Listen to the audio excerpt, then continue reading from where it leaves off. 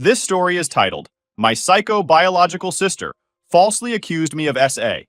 Now the truth came out, and they want to reconcile. Hey everyone, we put a lot of time and effort into finding these stories to keep bringing you the best content. If you enjoy what I do, it would mean the world if you hit that subscribe button. Your support really makes all the difference and keeps this journey going strong. Thanks so much for being here with me. Now let's start the video. OP starts by saying, when I think back to the moment my life changed, it doesn't feel real. It's like watching a slow-motion car crash. You know what's coming, but you can't do anything to stop it. I was 18, living on a military base in Japan with my dad, his third wife Maria, my biological sister Lily, 15, and 3 younger stepsisters. Life wasn't perfect, far from it, but it was predictable. That predictability, however, shattered one quiet Sunday afternoon. I was in my room, working on a history essay that wasn't due for another week. I liked being ahead of deadlines, partly because school gave me a sense of control, and partly because it kept me away from Lily. Our relationship had always been rocky. We were like oil and water. She was loud, impulsive, and always seeking attention, while I preferred solitude and order. Our fights were legendary, from screaming matches over stolen phone chargers to full-blown Cold Wars over the TV remote. But for all our differences, I never thought she'd go as far as she did. That day, my dad called me into his office. His voice was serious, the kind of tone that made your stomach drop. I walked in to find Maria sitting stiffly in one of the chairs. Her usual warm smile was gone, replaced by a tight-lipped expression that screamed discomfort. My dad gestured for me to sit. "We need to talk," he began, his voice heavy. "It's about your sister." I froze. Lily was in the States with our mom, sent there after one too many blowouts with Maria and the stepsisters. She hadn't been gone long, maybe 6 months, and though her absence had brought a strange calm to the house, I hadn't given her much thought. Now dread started creeping in. "She's made an accusation," Maria chimed in, her voice hesitant. She's saying you hurt her." I frowned, confused. Hurt her? How? What could she possibly mean? Before I could ask, my dad dropped the bombshell. "She's accusing you of sexual assault," he said bluntly. For a moment, the words didn't register. I stared at them, my mind scrambling to make sense of what I'd just heard. It felt like someone had knocked the wind out of me. "What?" I finally managed, my voice barely above a whisper. "Number. That's not true." "We believe you," Maria said quickly, but the way her eyes darted to the floor told a different story. "But we have to take this seriously." Take it seriously? What did that even mean? My dad explained that they'd already reported it to the authorities. Protocol, he called it. I felt like I was drowning. My own sister, my flesh and blood, was saying I did something so vile, so unthinkable, and my parents had gone straight to the cops without even talking to me first. "She's lying," I said firmly, my voice shaking with anger and fear. "You know I'd never do anything like that?" My dad just nodded, his expression unreadable. Maria reached for my hand, but I pulled away, unable to bear the false comfort. Their belief in me felt hollow, like they were saying the words because they had to, not because they meant them. I couldn't understand it. How could they say they believed me but still treat me like I was guilty? The next few weeks were a blur. A social worker came to the house to interview me, asking invasive, humiliating questions about my childhood and my relationship with Lily. "Have you ever touched her inappropriately? Have you ever said anything that could be taken the wrong way?" I answered every question honestly, but it didn't matter. The look in her eyes said she'd already made up her mind. At school, things got worse. Living on a military base meant rumors spread like wildfire. By the end of the week, everyone seemed to know about the accusation. Friends avoided me in the hallways, their laughter dying the moment I walked by. Parents stopped letting their kids come over. Even teachers started acting differently, their smiles forced and their conversations clipped. I became a ghost, floating through my own life, unseen and unwanted. At home, the atmosphere was suffocating. My dad and Maria treated me like I was made of glass, like one wrong move would shatter me, or maybe expose some hidden truth they didn't want to confront. They implemented new rules to avoid misunderstandings. I wasn't allowed to be alone with my stepsisters anymore, and Maria made a point of hovering whenever we were in the same room. The humiliation was unbearable. One night, I confronted my dad. "Do you really believe me?" I asked, my voice cracking. "Because it doesn't feel like you do." "I believe you," he said after a long pause. "But we have to handle this the right way. For the family." "For the family?" I repeated, incredulous. "What about me? This isn't just some family issue, it's my life. Do you have any idea what people are saying about me? What this is doing to me?" He didn't answer. Instead, he told me to be patient, to trust the system. But how could I trust a system that had already branded me as guilty? The worst part was knowing that my own parents, people who were supposed to protect me, were the ones who'd set the wheels in motion. Meanwhile, Lily was living her best life back in the States. Through the family grapevine, I heard she'd joined her high school's cheerleading squad and was the center of attention in every room she walked into. It was infuriating. She'd turned my life into a living hell. And for what? Because she was jealous that I got to stay in Japan while she was sent to live with our unstable mom? The thought made my blood boil. One night, I called her. I needed answers. "Why are you doing this?" I asked, my voice trembling with anger and desperation. "You know it's not true." Her response was infuriatingly casual. "I don't want to talk about it," she said, her tone cold and dismissive. Then she hung up, leaving me staring at my phone in disbelief. That was the moment I realized there was no reasoning with her. She'd made up her mind, spun her web of lies, and now she was watching me struggle to untangle myself. It wasn't just betrayal. It was cruelty, and it wasn't over yet. As the investigation dragged on, my life unraveled piece by piece. Colleges I'd applied to sent rejection letters. Friends drifted away, and every day felt like a battle just to keep my head above water. But even as everything fell apart, one thought kept me going. I would survive this. I didn't know how, but I'd find a way. Because if Lily thought she could destroy me and walk away unscathed, she was wrong. Dead wrong. Kira. The investigation should have been the worst of it, but it wasn't. That was just the opening act. Once the initial shock wore off, the real fallout began.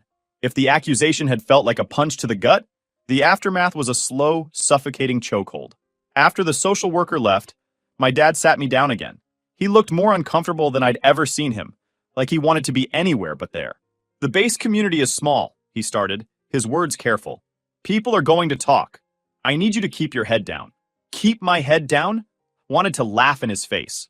Rumors were already flying, and I was the center of them. Kids at school whispered as I passed by. Parents pulled their kids away from me, as if proximity to me was contagious. My dad telling me to keep my head down was like asking someone drowning to hold their breath a little longer. Maria added her own version of damage control. She started micromanaging my every move. "Maybe you shouldn't go to the community pool right now," she'd suggest with that overly sweet tone she used when pretending to care. Or, "Why don't you skip the next youth group meeting? It's best not to stir the pot." I wasn't stirring anything. I was sitting silently, watching my life fall apart while everyone acted like this was just some awkward phase we'd all laugh about someday.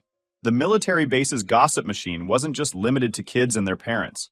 It seeped into every corner of the community. My dad's co-workers looked at him differently. Maria's book club stopped inviting her to their weekly gatherings. Even the family's weekly trips to the commissary became exercises in avoidance, as people gave us wide berths in the aisles.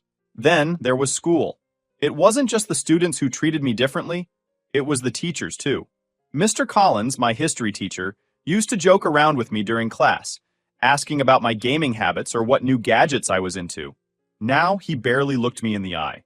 When he called on me to answer a question, it felt like he was bracing himself for something awful. It wasn't what he said. It was what he didn't say. The silence and the gaps, the way he avoided my gaze, spoke volumes.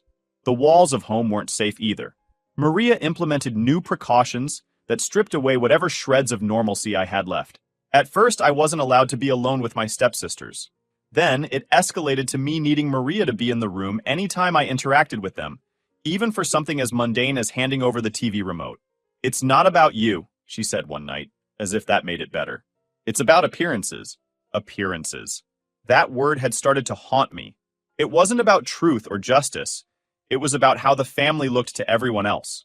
My dad, the proud military officer, and Maria, the smiling, picture-perfect stepmom, couldn't afford to be seen as the parents who let something slide. They needed to be the ones who took every accusation seriously, no matter the cost. The cost, of course, was me. I thought about running away more times than I could count. There were nights I lay awake, staring at the ceiling, imagining packing a bag and disappearing. But where would I go? My mom? She wasn't exactly an option. She was still recovering from her latest divorce and could barely keep herself afloat, let alone take me in. My extended family? They'd already started distancing themselves, sending vague texts about letting the process play out. The process. Another word I'd grown to hate. So I stayed. Not because I wanted to, but because I had nowhere else to go. Lily, meanwhile, was thriving, or at least that's what I heard through the family grapevine. She had a tight-knit group of friends, and was excelling in her classes. The news reached me in fragmented updates from relatives who still felt obligated to keep me in the loop. "She's doing really well," my aunt said over the phone one day. "Your mom says she's happier than she's been in years." Happier. That word was a knife to the gut. While my life was crumbling, Lily was out there living her best life, the center of attention like she'd always wanted. It wasn't fair. None of it was. As the weeks turned into months, the investigation dragged on. No charges had been filed, yet, but the threat loomed over me like a storm cloud. Every time the phone rang, I flinched, expecting the worst. I avoided looking at the mailbox, terrified of finding a letter from some authority demanding I appear in court. The uncertainty was worse than anything else. It was like waiting for an axe to fall, not knowing when or if it ever would. One night, I overheard Maria talking to my dad in the kitchen. Her voice was hushed, but the tension in her words was impossible to miss. "I don't know how much longer we can keep this up," she said. "It's affecting the girls. It's affecting us. Maybe it would be better if he went somewhere else for a while." Went somewhere else? My blood ran cold. They were already treating me like I was guilty. Now they were talking about sending me away? I didn't stick around to hear my dad's response. I didn't need to.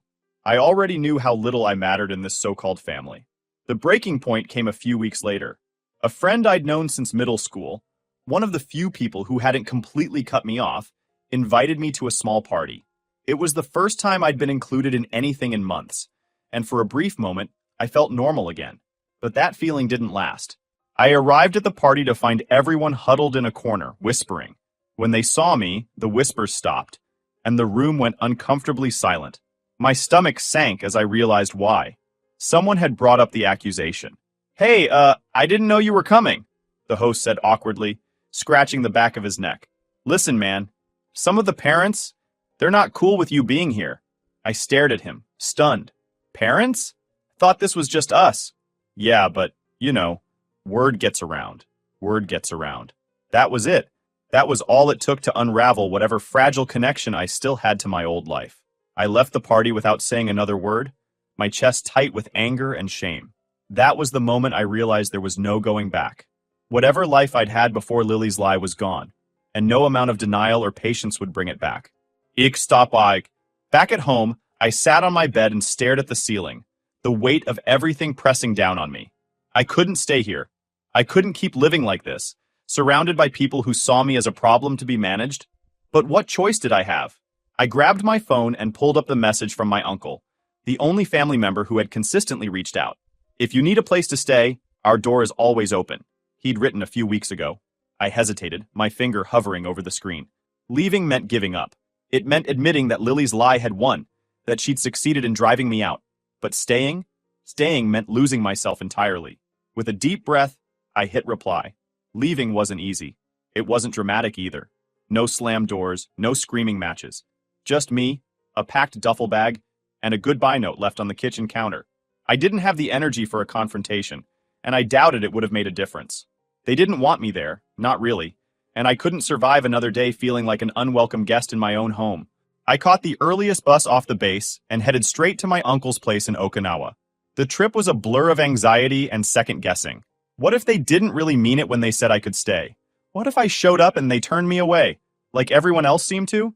But when I knocked on the door, my aunt answered with a smile that almost made me break down right there on the porch.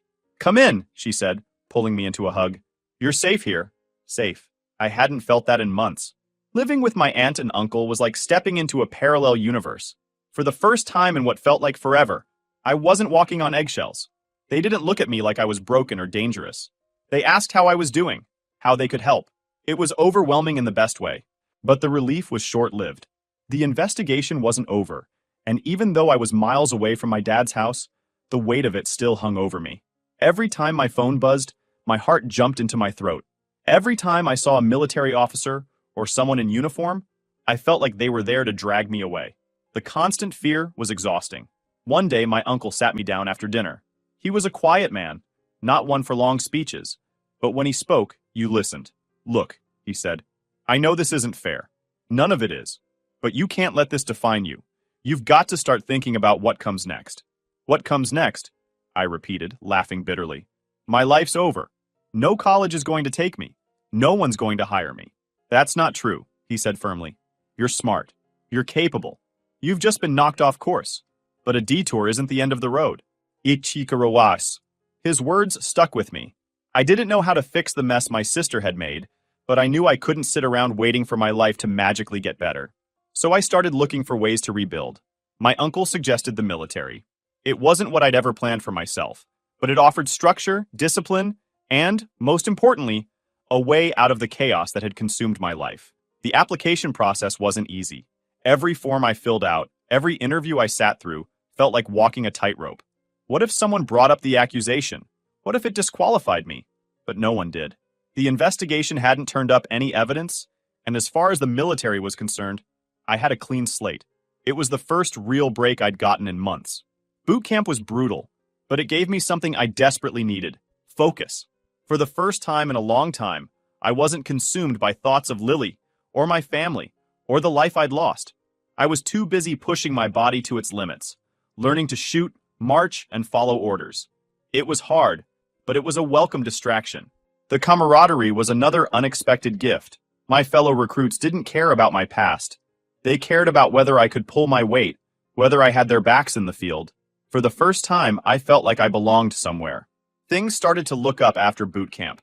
I was assigned to a unit stationed overseas, far from Japan and all the memories tied to it. I threw myself into my work, learning everything I could and excelling in ways I hadn't thought possible. It was like I'd been given a second chance, and I wasn't about to waste it. But even as I built this new life, the shadows of the past lingered.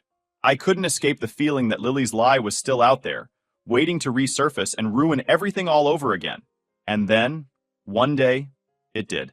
I was sitting in my barracks, scrolling through my phone after a long day, when I got a text from my mom. We hadn't spoken in months. She was firmly on Lily's side, and I hadn't forgiven her for it. But curiosity got the better of me, and I opened the message. "Your sister's been hospitalized," it read. "She tried to hurt herself." For a moment, I just stared at the screen. I didn't know how to feel. On one hand, no one deserves to feel so hopeless they want to end their life. On the other hand, this was Lily. The person who had lied about me, destroyed my reputation, and left me to pick up the pieces. Compassion and anger warred inside me, leaving me paralyzed. Before I could even process the message, another text came through. This one was from my dad. "She admitted she lied," it read. "She told her therapist. She said she was jealous of you staying in Japan and wanted attention." I dropped the phone. The words blurred together as rage bubbled up inside me. Jealousy? Attention? Those were her reasons for tearing my life apart? For making me feel like a criminal in my own home? For nearly destroying my future? I paced the room, fists clenched, trying to calm the storm inside me. Part of me wanted to call her, to scream at her, to demand an explanation. But what would that accomplish? She'd already shown she was willing to manipulate anyone and everyone to get what she wanted. An apology from her wouldn't mean anything. The next day, I got a call from my dad. I almost didn't answer, but curiosity got the better of me. "She's struggling," he said, his voice heavy. "She feels terrible about what she did. She's asking for your forgiveness." I laughed bitterly. Forgiveness? That's rich. Did she feel terrible while I was being interrogated by a social worker? Did she feel terrible when I lost all my friends? Or when I couldn't get into college? Yeah, no thanks. "She's your sister," he said, as if that absolved her of everything. "She's young. She made a mistake." "A mistake?" I snapped. "Dropping a glass is a mistake. Forgetting someone's birthday is a mistake. What she did was calculated. She knew exactly what she was doing."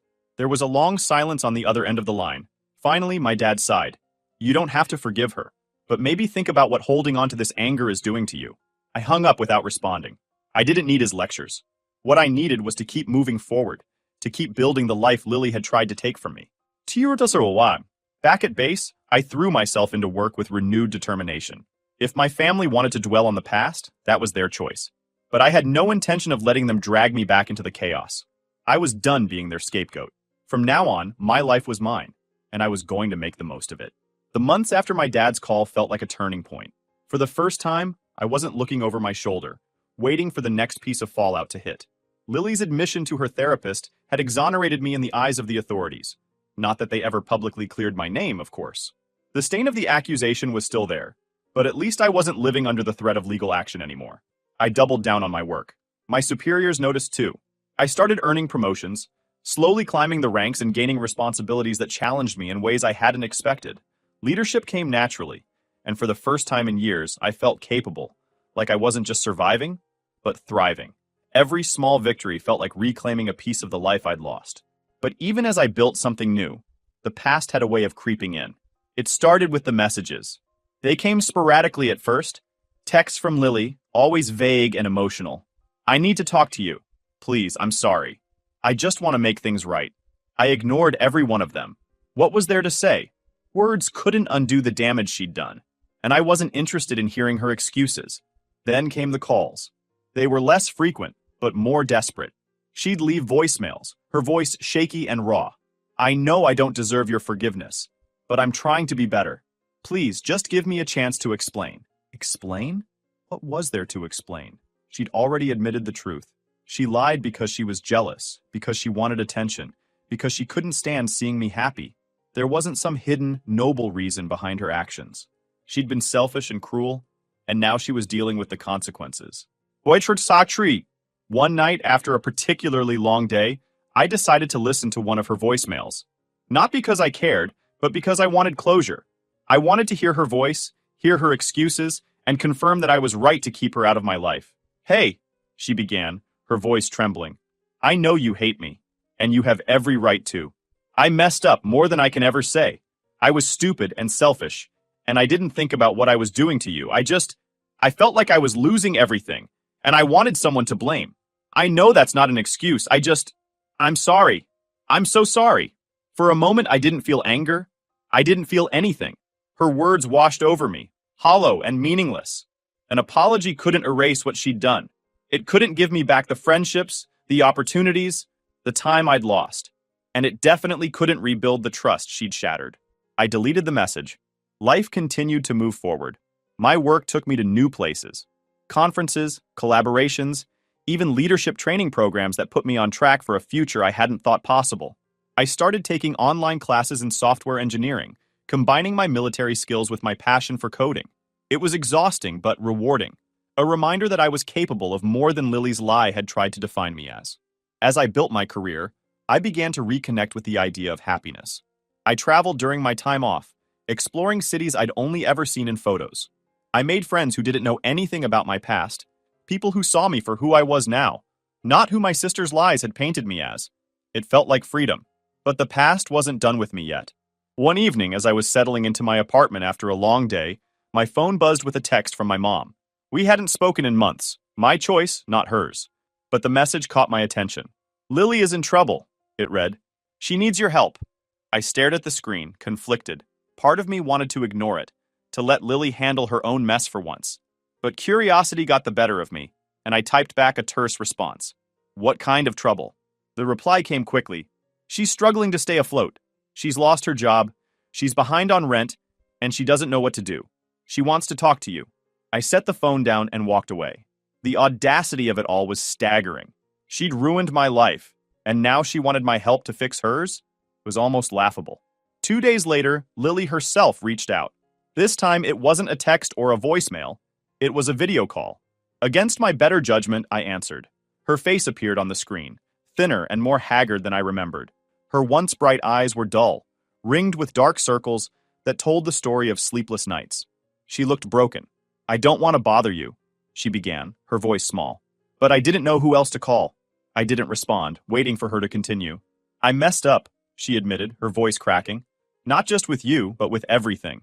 I've burned bridges with everyone else. Mom can't help, and Dad, he won't even talk to me anymore.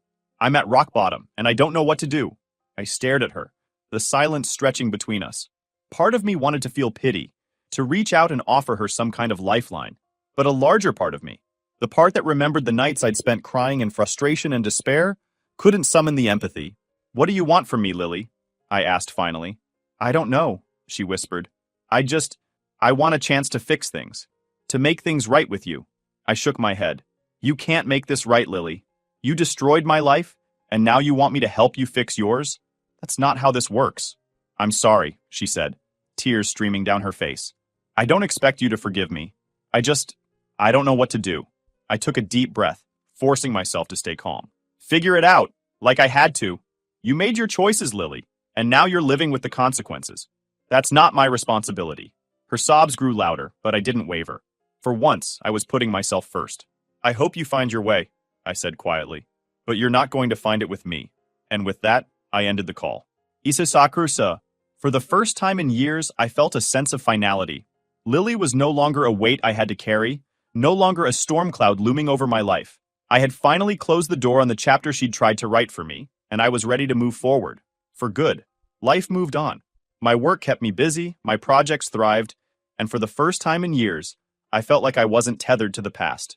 I stopped checking for messages from family, stopped wondering if they'd change, stopped hoping for some kind of resolution. I didn't need their closure anymore. I'd made my own. One evening, as I wrapped up work on an app I'd been designing, I realized I hadn't thought about Lily in weeks. Not out of bitterness, but because my life had finally outgrown the shadow of her lies. She was just a part of my story now, not the whole thing. I've built something I'm proud of. My career, my friendships, and my independence aren't things anyone gave me. They're things I earned. And as I look ahead, I know my focus is where it should be, forward. So yeah, that's where I'm at now, Reddit. My life isn't some grand redemption arc, and I'm okay with that. I'm not trying to rise above or prove anything to anyone. I'm just living. And honestly, it's enough. Lily hasn't reached out again since that last call, and the rest of my family has mostly fallen silent too. I guess they finally realized I'm not coming back. It's not about holding grudges, it's about boundaries. I don't hate them. I just